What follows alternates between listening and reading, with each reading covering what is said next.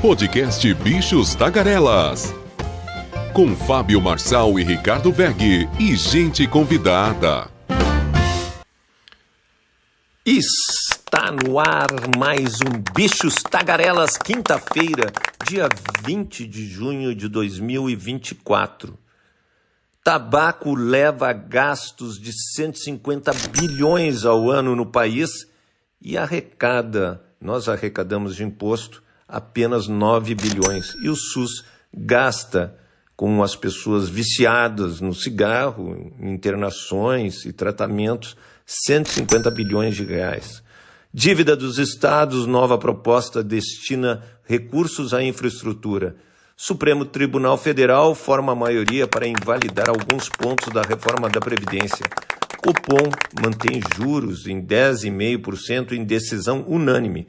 Senado aprova novo ensino médio que volta para a Câmara.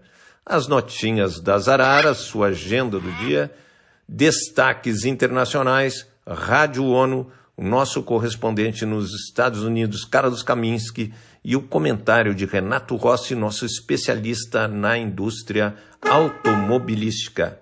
Bem, vamos começar a trabalhar. E vamos às principais manchetes dos jornais. O tabagismo causa 50 diferentes doenças incapacitantes e fatais, segundo o Ministério da Saúde. Esse malefício também leva um expressivo gasto econômico. Em 2022, o Brasil gastou 153 bilhões de reais com despesas médicas e em perda de produtividade provocadas pela consequência do uso do tabaco. O valor corresponde a 1,55% do PIB do país. Por outro lado, no mesmo ano, a arrecadação de impostos federais com a indústria do tabaco não chegou a 9 bilhões de reais. Os dados são da pesquisa Carga da Doença e Econômica atribuível ao tabagismo no Brasil e o potencial de impacto do aumento do preço por meio de imposto. Uma análise com duração de 2 anos, divulgada recentemente na sede da OPAS, em Brasília, um organismo internacional de saúde. Dívida dos estados, o governo Lula, estados e senadores deram mais um passo num projeto de renegociação da dívida dos estados. Em reunião na residência oficial do presidente Rodrigo Pacheco do Congresso, foi acordado um plano para manter a proposta do governo de redução dos juros das dívidas dos estados para 3% ou 2%, com condição de os estados investirem dinheiro não pago à União em educação e infraestrutura. Acho uma boa. E o STF retomou maioria ontem para declarar a inconstitucionalidade de alguns trechos da reforma da Previdência aprovada em 2019. A gente vai detalhar isso possivelmente sexta ou segunda-feira, quando acabar o julgamento. Copom mantém a taxa de juros, interrompeu nesta quarto ciclo de corte de juros e manteve a taxa em 2,5%. A decisão foi tomada de forma unânime, com voto inclusive do diretor Gabriel Galípolo. 4 dos integrantes do Banco Central são já do governo Lula. Então o governo Lula criticou e o Banco Central falou que deixou o recado que a decisão é técnica. Então, aí uma boa medida, né, adotada para a defesa da inflação, que na prática essas reuniões do Copom é para manter, não deixar acelerar a inflação. E eles entenderam por forma unânime que era a forma ideal. O Senado aprovou o novo ensino médio que volta para a Câmara.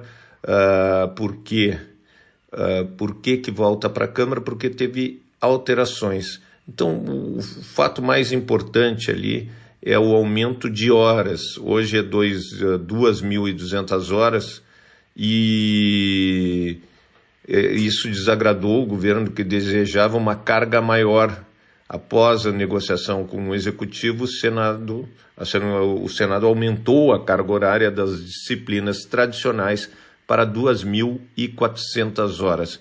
Eu te digo aqui entre nós, não é a questão de 2.000, 3.000, 5.000, 10.000 horas.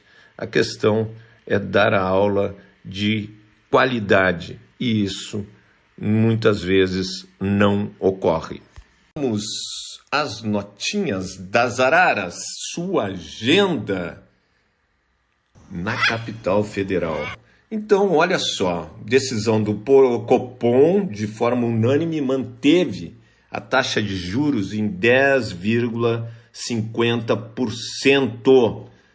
Isso significa que a decisão foi unânime. Então, contrariou o que o presidente Lula havia dito no dia anterior, que o Banco Central era a única coisa desajustada no Brasil. Dos 9 integrantes, 4 já são indicados pelo governo Lula. E daí acabou aquelas quedas de cortes, né? 6 quedas de 0,50% e uma de 0,25% em agosto no governo Lula, que é uma boa. Nós queremos que a taxa de juros seja de 2%, mas o problema é o seguinte, né? O que é o Banco Central? O Banco Central é justamente para manter a inflação, e não adianta a presidente do PT, Gleisi Hoffmann, dizer não haver justificativa técnica, econômica e muito menos moral para a manutenção dos juros. Eu não sei se ela é economista, mas ela está falando isso. O dólar deu uma disparada, hoje ele deve cair ali para 5,24. Os especuladores, o famoso mercado, ele pega e agita, sobe o dólar e tudo, e agora com essa decisão do Banco Central, eu tenho certeza que tudo isso vai ser reduzido o dólar, né? E outros assuntos que nós vamos colocar aqui é a questão do ensino médio que vai ter agora aumento nas disciplinas básicas, né? 2.400 horas para a formação geral no ensino médio, com disciplinas como matemática e português. O que eu sempre defendo é o seguinte: não adianta você colocar 5.000, 10.000 horas, você tem que ter aula de qualidade. Itinerário formativo, 600 horas para o estudante completar a grade escolar com áreas de interesse. Isso aqui é legal, áreas de interesse. Por que tu tem que só estudar o que você não gosta? Você tem que, ali que você desperta a curiosidade, desperta a criatividade, fazendo sim coisas que você gosta. Também a língua estrangeira, obrigatoriedade do ensino de espanhol no currículo de ensino médio. E notório saber permite às instituições de ensino autorizar profissionais sem formação oficial a dar aulas exclusivamente em disciplinas de parte técnica e profissionalizante. Então, notório saber, eu queria saber quem são as pessoas do notório saber. Jogo de azar, por 14 votos a 12, o colegiado da Comissão de Justiça do Senado aprovou então a legalização dos bingos, jogo de bicho, aposta em corridas de cavalo. Só lembrando aqui que é uma fase inicial, Comissão de Justiça, tem que passar pela comissão, pelo plenário.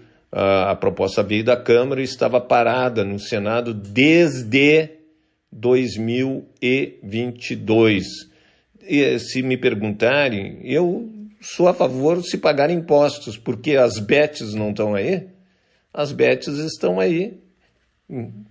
aí no Brasil, não são brasileiras, e daí se controlar, e se realmente pagar imposto, ou essa turminha acabar sonegando imposto, eu acho uma boa para o país vai arrecadar onde tem que arrecadar, nessas questões, aí cigarro, bebidas, E jogos, jogos tem que pagar um imposto pesado, não é pegar. Só que os nossos amigos parlamentares, eles vão botar um impostinho bem pequenininho, 1%, 1,5%. Eles são queridos. O STF retoma o julgamento da ação que trata da descriminalização do porte de droga para o uso pessoal, enquanto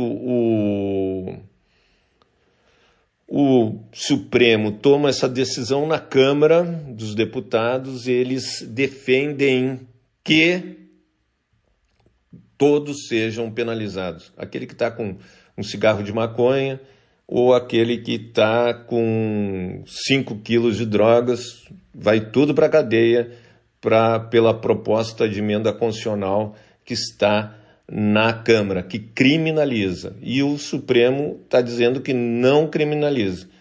E daí aquela questão da maconha é a mesma coisa que eu te digo, tem que aumentar os impostos do cigarro, porque o Brasil gasta 159 bilhões de reais, o SUS gasta ali em função dos fumantes brasileiros que estão morrendo, que morrem, que fazem tratamento no SUS, e arrecada só 9 bilhões de reais com os impostos do cigarro. Defender cigarro, eu não sei quem vai defender. E vamos aos destaques no mundo da mídia. New York Times, campanha de Robert Kennedy Jr. tem arrecadação irrisória em maio. Wall Street Journal, cúpula de calor eleva temperaturas a níveis recordes nos Estados Unidos. Clarim, Argentina informa a Itamaraty que 86 acusados de 8 de janeiro entraram no país. País Uruguai. Uruguai figura no top dos 10 países com energia renovável, mas não está pronto para avançar. Comércio. Alberto Fujimori se filia ao Força Popular, partido liderado por sua filha. Ele foi preso muitas vezes e será que está voltando à política, Alberto Fujimori? País, Espanha, 80% querem medidas mais fortes contra a crise climática, diz pesquisa. Le Figaro, Gabriel Attal lidera a campanha desmacronizada. Le Monde, os planos de Marine Le Pen em caso de vitória nas eleições legislativas. Ela é de extrema-direita. The Guardian, o uso de combustíveis fósseis atinge recorde global, apesar do crescimento da energia limpa. Isso aí vai ter que ter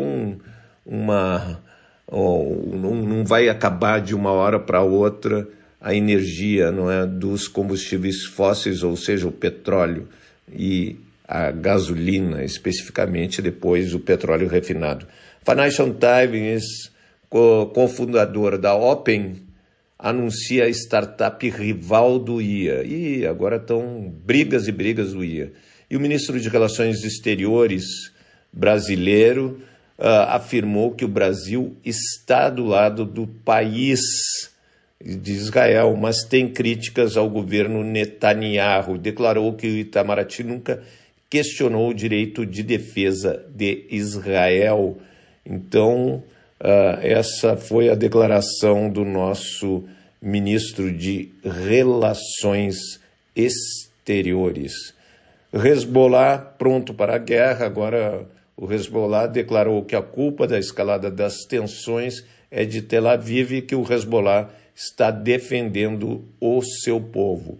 Kiev critica a Coreia do Norte. O assessor da presidência da Ucrânia, Podolyak, acusou a Coreia do Norte de ajudar militarmente a Rússia no assassinato em massa de civis ucranianos.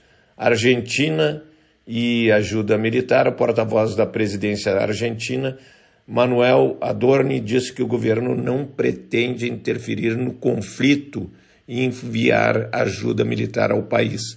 Declarou, contudo, que fornecerá assistência humanitária. E o Putin foi numa reunião com os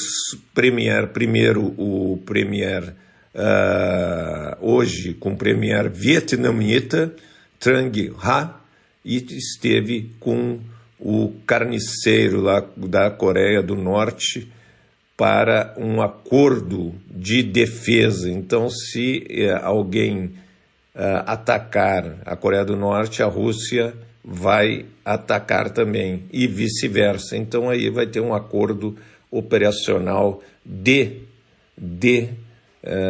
justamente de defesa desses três países, colocando o Vietnã.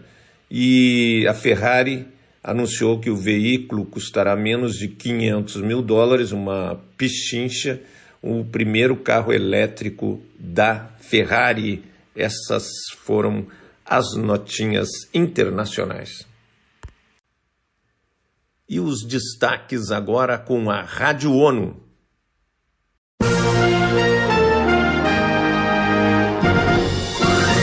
Está no ar o Jornal da ONU com Mara Lopes e estes são os destaques do dia 19 de junho de 2024. O uso de armamento pesado por Israel em Gaza levanta preocupações sobre violação das leis de guerra. Poluição do ar causou 8,1 milhões de mortes em 2021.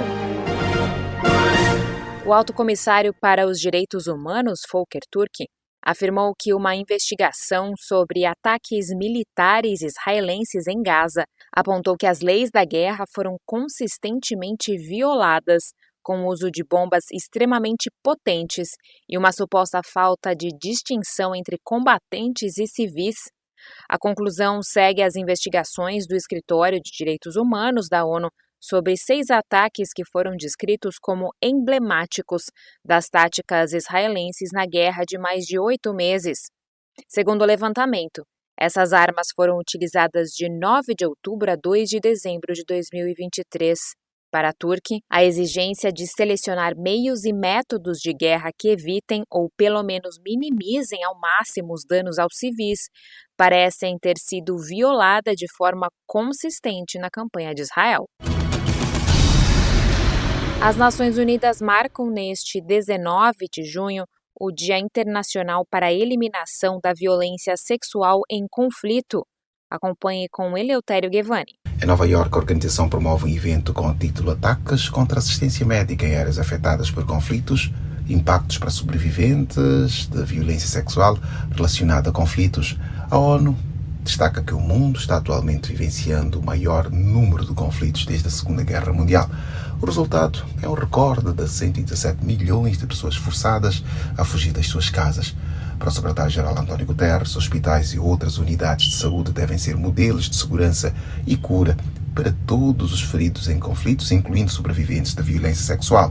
Da ONU News em Nova Iorque, Eleutério Gevani. Antônio Guterres disse que mulheres e meninas enfrentam formas brutais de violência sexual e grupos armados frequentemente controlam o acesso a serviços médicos.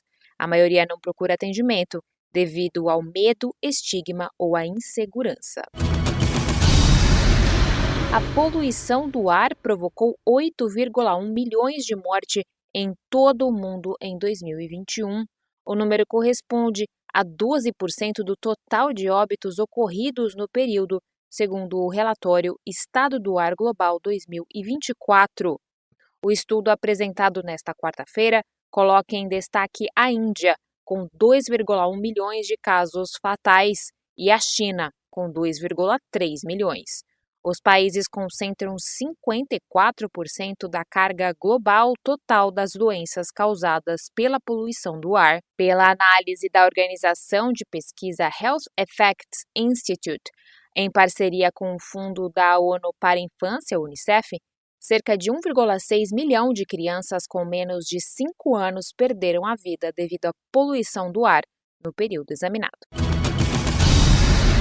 O Conselho de Segurança se reuniu nesta terça-feira para debater a situação da Ucrânia após as negociações da Cúpula da Paz realizada no último fim de semana, onde líderes discutiram a estabilidade e segurança no país. A subsecretária-geral da ONU para Assuntos Políticos, Rosemary DiCarlo, ressaltou que o encontro aconteceu em meio à escalada da violência e o aumento de vítimas civis. Ela enumerou os últimos bombardeios, que atingiram especialmente a região de Kharkiv, e enfatizou que os ataques a civis e à infraestrutura civil são proibidos pelo direito internacional e devem cessar imediatamente. Segundo estimativas, o custo de reconstrução e recuperação da Ucrânia é de 486 bilhões de dólares nos próximos 10 anos.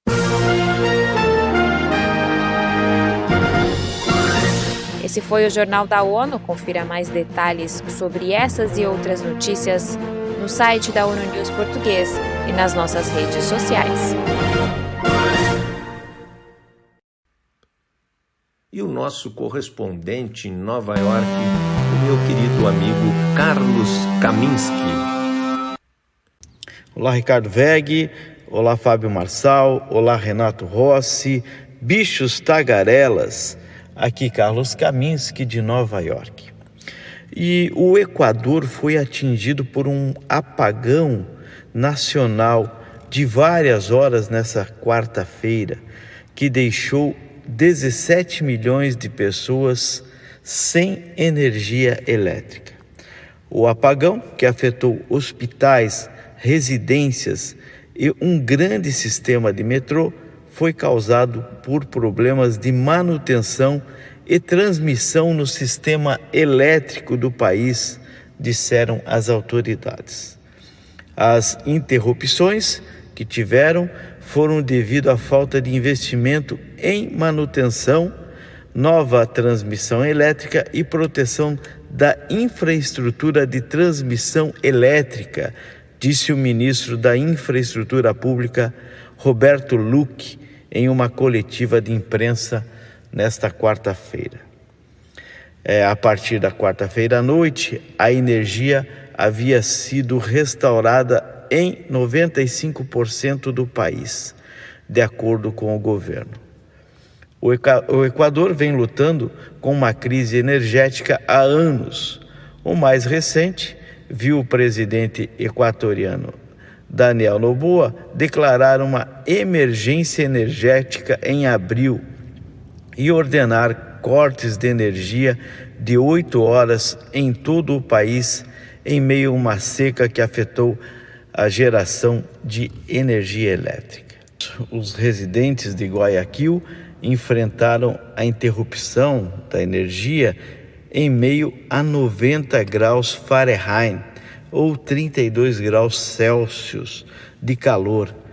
É insuportável estar tão quente e úmido e não podemos usar ar-condicionado ou ventilador, disse um dos residentes. Além disso, a água não está correndo normalmente. O serviço foi interrompido no sistema de metrô de Quito devido ao apagão, com o prefeito da capital, Pavel Munhoz, dizendo que a interrupção foi tão significativa que afetou o metrô, apesar de usar um sistema isolado elétrico. O ministro da Infraestrutura, Lucchi, disse que o apagão poderia ter sido evitado se o Equador tivesse realizado um plano de investimento para salvar a infraestrutura, tanto na geração de energia quanto na transmissão, depois que uma queda de energia semelhante ocorreu em 2004. O apagão desta quarta-feira não está relacionado às crises energéticas do país de abril passado, disse Lucchi. As interrupções que tivemos em abril foram devido à falta de investimento em nova geração de energia e na manutenção da energia que já temos, continuou o ministro. Essa é a informação de hoje, eu fico por aqui. Um forte abraço a todos. E o comentário do eterno, franco brasileiro Renato Rossi, nosso especialista na indústria automobilística.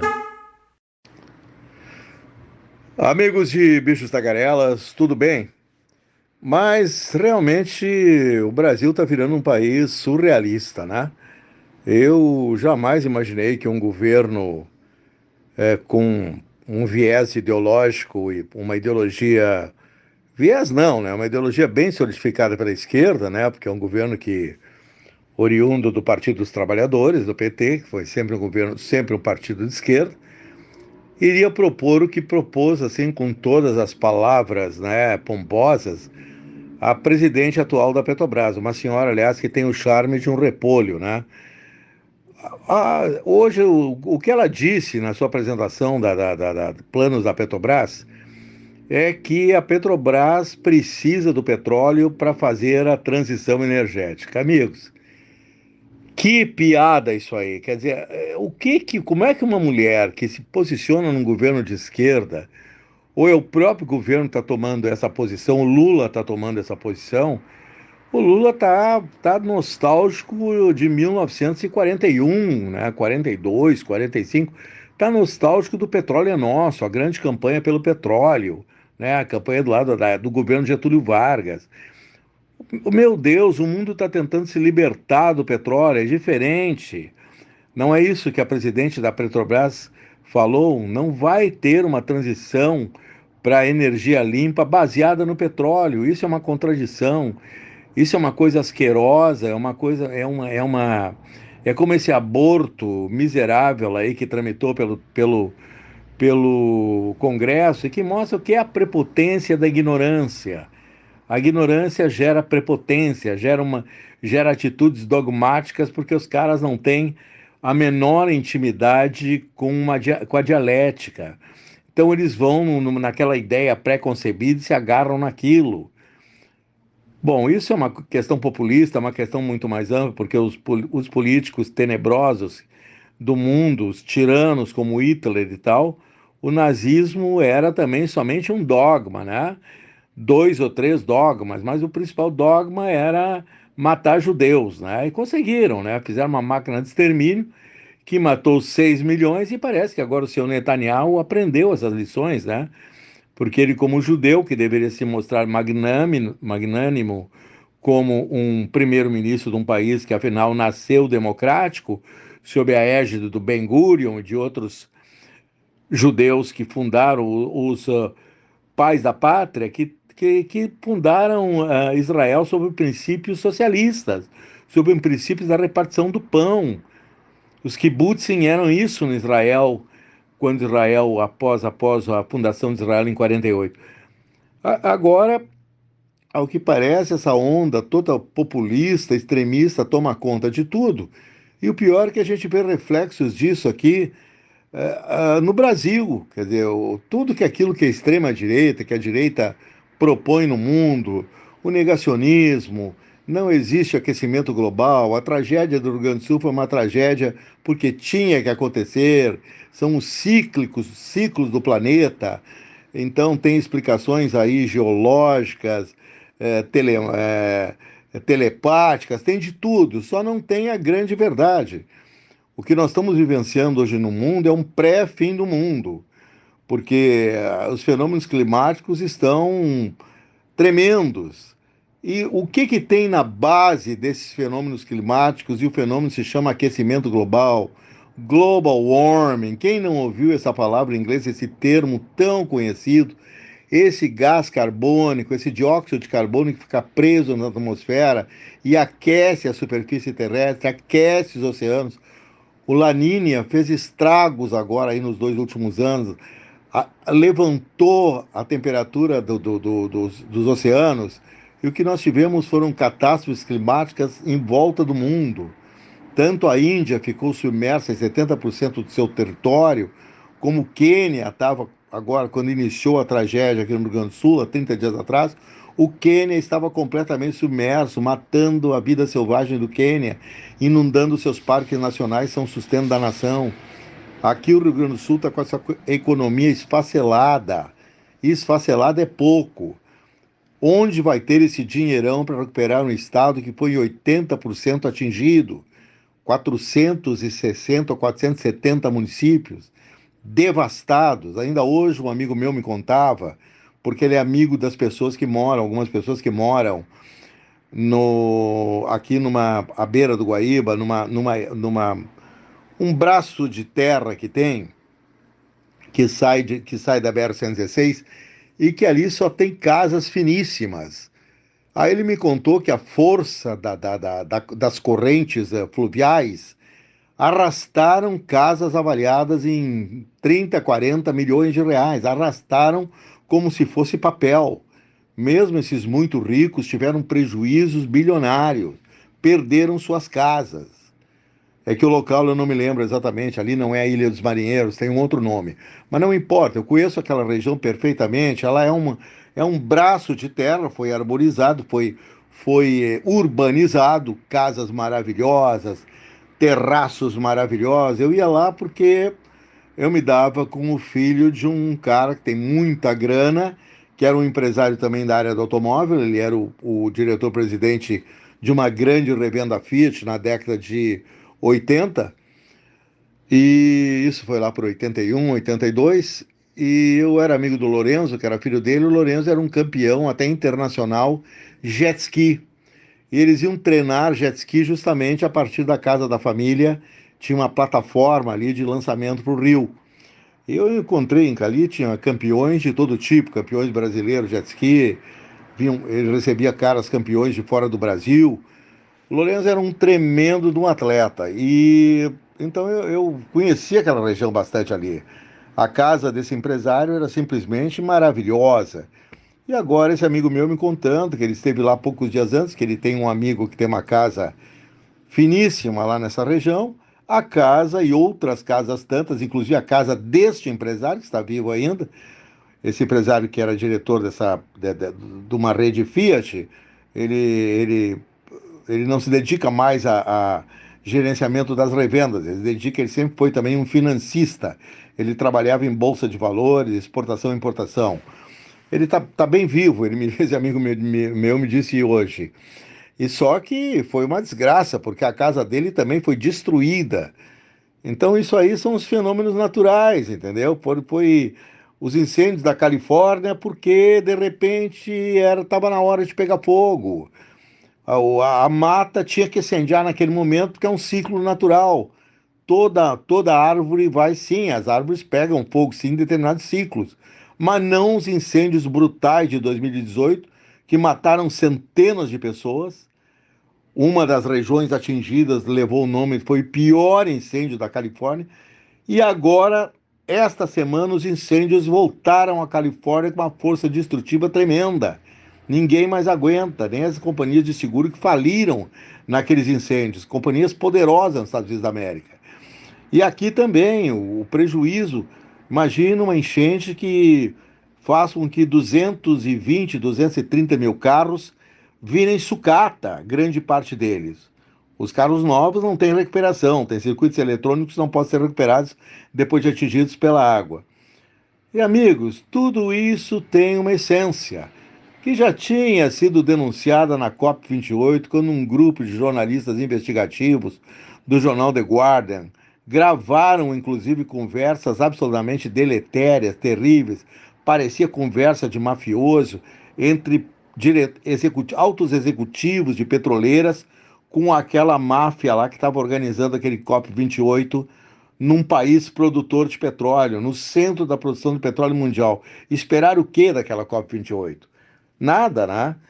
E nas conversas que foram até gravadas, aparece justamente um conluio deles bolando formas, por exemplo, de denegrir a imagem do carro elétrico no mundo. O que está acontecendo? Basta que a gente acompanhe a imprensa internacional. Eu cansei de ver dezenas de matérias extremamente capciosas, extremamente mentirosas na imprensa europeia, na imprensa francesa, contra o carro elétrico. Caras que estão no jornal, na revista Le Nouvel Observateur, estão lá no Le Monde, estão até em jornais até de centro-esquerda, o Figaro, que é um jornal de direita, e os caras falando mal do carro elétrico para burro, dos chineses de preferência. E agora vem essa senhora da Petrobras pleiteando fazendo essa piada, uma piada que era digna daquele humor pastelão horroroso, daqueles trapalhões, piadas racistas, piadas homofóbicas. Naquela época até a Globo se permitia isso. Mas agora isso não tem graça nenhuma, você dizer que vai promover a transição energética com o petróleo extraído da Amazônia. Um santuário ecológico vai ser destruído, toda a procura por petróleo tem efeito colateral, que é destruição do meio ambiente, e o seu Lula está ali na boa, né? O seu Lula virou agora novamente explorador do petróleo, quando ele deveria estar fazendo com a Marina Silva um discurso pró-meio ambiente, dizer, olha, não vai ter exploração de petróleo em bacia nenhuma da Amazônia, em lado equatorial, não sei que lado não interessa. A Amazônia tem que ser preservada, não tem que tirar petróleo da Amazônia, e nem esse petróleo sujo vai chegar ao combustível limpo, não é por aí que se chega. Uma coisa independe da outra. O combustível fóssil tem que ser eliminado. E agora, com a extrema-direita e a direita no poder na Europa, eu acho que já tem influência disso aí aqui no Brasil, porque também os chineses estão chegando no Brasil, já não estão fazendo mais só carros elétricos, né? Esses que compraram fábrica aqui, como lá em Camaçari, a BYD sabe que ela vai produzir 90% de carros híbridos, são carros com motor elétrico e com motor a combustão. Quer dizer, petróleo então para eles, né? Tem que dar petróleo para esses caras. Então, amigos, não dá para entender. Sinceramente, eu não entendo como um governo de esquerda tem a coragem de afirmar que a transição, o sucesso da Petrobras, principalmente na Amazônia, vai promover a chegada do Brasil ao combustível limpo. Não vai chegar nunca. Isso é a vanguarda do atraso. Um abraço para todos vocês. E acabou-se o que era doce. E lembrando que amanhã é sexta-feira, o dia de Leila Rosa, musicoterapeuta. Então, eu que preciso sempre de uma terapeuta, não tem coisa melhor do que ter Leila Rosa amanhã no nosso querido Bichos Tagarelas do dia 21 de junho, a sexta-feira. Uma sexta-feira, amanhã, sexta-feira. E agradecer ao Cielito Rebelato Júnior, adoro essa grande pessoa que é o Cielito, um baita de um publicitário e um nosso editor. Ao Ricardo Egg, agora o marketing digital, se vocês precisarem de uma dupla fantástica, Cielito Rebelato Júnior e Ricardo Egg, que é o nosso diretor, editor, e tudo com humor. Agradeço você muito, Ricardo Egg, e também agradecer o Renato Rossi, nosso especialista na indústria automobilística, o Carlos Kaminski. A gente já falou da nossa Rádio ONU, que sempre está presente, a nossa parceira, e agradecer você, ouvinte, por tudo que você tem feito por nós, de assistir os Bichos Tagarelas, e sempre recomende para os seus amigos, inimigos, a tia do Zap, o tio do Zap, o vô do Zap, a avó do Zap, para todos que você conhece, que você gosta ou não gosta, indique e participe do Bichos Tagarelas, critique no nosso YouTube, critique, elogie. Nós precisamos de você para melhorar a qualidade sempre do Bichos Tagarelas, e em breve teremos surpresas aqui no Bichos Tagarelas. Então, voltamos no dia 21, sexta-feira, com aquele trio dinâmico, Carlos Kaminski, Renato Rossi, e Leila Rosa, musicoterapeuta, os nossos queridos comentaristas. Até amanhã.